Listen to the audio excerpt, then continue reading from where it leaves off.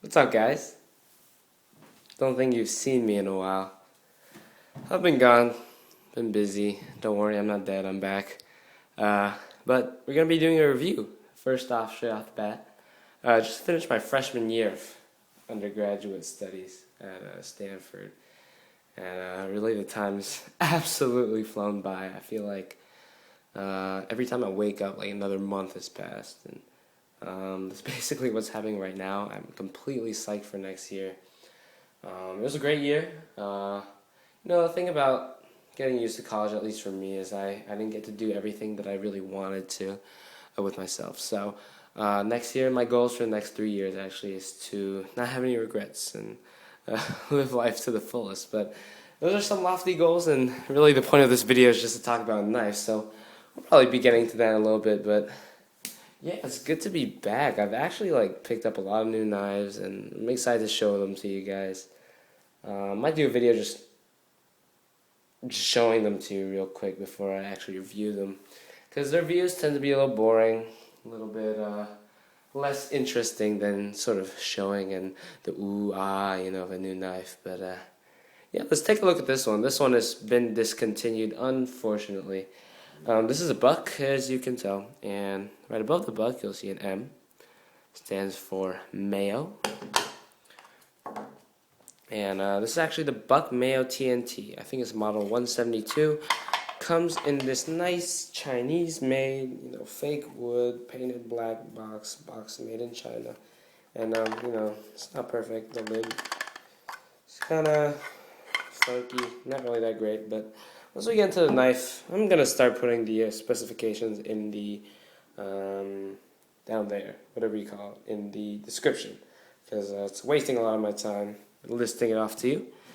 But yeah, this is a really cool production folder. As you can see, Tom Mayo is a absolutely great custom knife maker. I mean, he makes this model, which is the TNT, and a whole ton of others. But his pieces usually are around, I think, $1,000 mark, $800 to maybe $1,200. So this is a lot cheaper. I mean, even though these are discontinued, I still think you can find them in a couple places for around $200, and for that price, it's much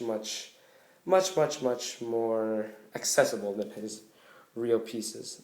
He'll do like dress versions with mosaic pins and use stuff like 6K, stellite for his blade steels and stuff like that. So it's really more of an upgrade, in terms of materials and obviously fit and finish because it's handmade. But these are pretty impressive. As you can see, pretty slim EDC sized frame lock. Blade length is 3 1/8. That's one thing I'll mention. So it is basically a good blade for EDC. Got that really nice clip point blade. And you can see right here on the back of the blade, you got the Bose S30V. If you don't know, Paul Bose is a heat treater. I think he's like a knife designer. I'm not sure, but he's really well known for his excellent heat treating of steels. And obviously this S30V was done by him, so you're gonna get a good steel. S30V is already good, and Paul Bose S30V is even better. Got this pretty cool oval shaped, sort of strider-esque opening hole, and a nice polish on the blade. Nice hollow grind. I found that this does slice well. It's not super sharp for me. I didn't touch it up, but I did get this from the previous owner, so this wasn't new when it got to me, but it's a pretty cool folder. A little bit of, fancy touches they put onto it. They rounded the spine, which is something you see on like the Sabenza. Isn't super common on a lot of production folders. So go on to the handle. You got a full, maybe like 4-inch handle. Got these lightning holes. Honestly, this is not really the kind of knife you'd go out and chop wood with or anything, so the fact that there are holes here don't really compromise any of the strength. And you can see the scales are not that thick, but it's titanium, so it's got a decent stiffness to it. I'm not really worried about this failing by any means. Got those lightning holes in the back. That's a Tom Mayo sort of a design thing, and I like it. I mean, it's simple. Nothing too complicated or fancy about this piece right here. The hole's pretty accessible when closed. You might have to kind of jam your finger in like that, but for the most part, it's not too bad. Very smooth opening.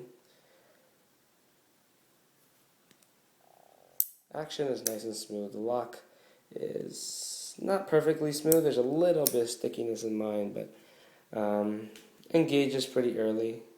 Good lockup. Nice clip. Very simple. Got these screws holding it together, pillars. Very flow-through construction. I mean, if you really look at this is really a very simple knife. You just got a blade, locking system, whatever clip.